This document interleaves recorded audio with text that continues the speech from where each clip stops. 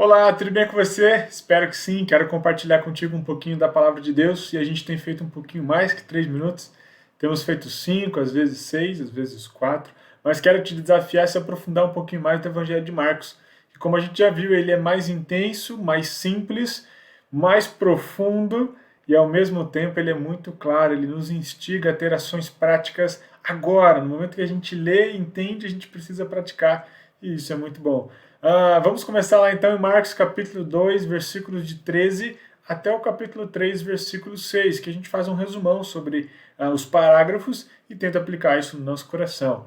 A gente terminou falando, né, na semana passada sobre Jesus revelando e provando para todo mundo a sua messianidade. Ele fez muitas curas, é uma série de curas, uma série de milagres, e não só coisas físicas, curas físicas, mas uma cura espiritual, perdoando os nossos pecados, revelando então que ele realmente é o Filho de Deus. Agora, logo após essa cena, a gente entende, a gente lê nos versículos que Jesus então ele chama Levi, um dos últimos discípulos a serem chamados, e aí depois de chamar Levi, ele tem um relacionamento com ele, vai em sua casa, janta com alguns discípulos, mas também com a mesma classe social de Levi, e muitos não gostam disso. Então Jesus, olhando para tudo que estava acontecendo, aquele preconceito e tudo mais, Jesus ele olha, gente, eu não vim para salvar os justos, eu vim para os pecadores, eu sou como se fosse um médico e eu não vim para as pessoas saudáveis, eu vim para aqueles que estão doentes, que necessitam de cura, que necessitam de salvação. Esse é o nosso Jesus. Logo em seguida, após essa história, então, Jesus ele revela também a ideia da nova aliança através de uma explicação bem simples sobre o jejum. A ideia do jejum, então, é que seus discípulos não estavam fazendo naquela época, e era uma época onde as pessoas deveriam fazer. Mas Jesus, então, pega e começa a explicar, ele usa duas ilustrações, uma sobre costurar uma roupa velha usando uma roupa nova e colocar vinho novo dentro de um vaso de um odre velho.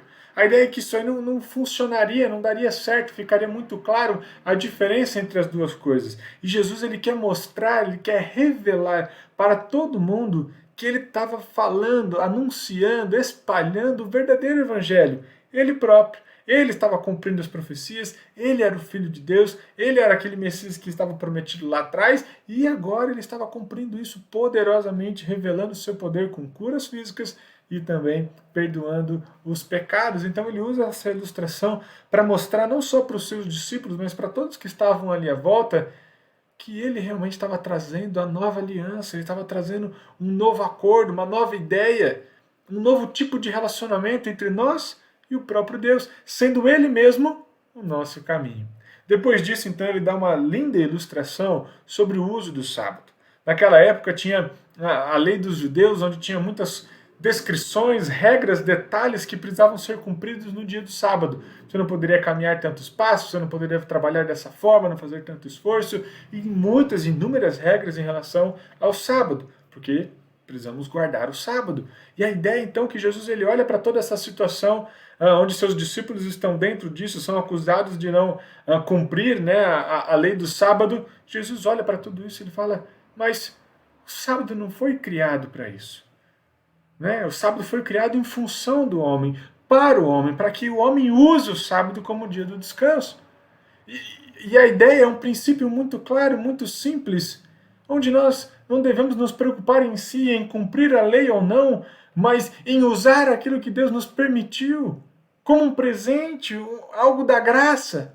O interessante é que quando Jesus ele confronta as pessoas que estavam o acusando os seus discípulos, ele fala sobre tudo isso, ele cura a pessoa, uma pessoa no sábado, algumas pessoas não gostam, vão conversar, né, criticar Jesus.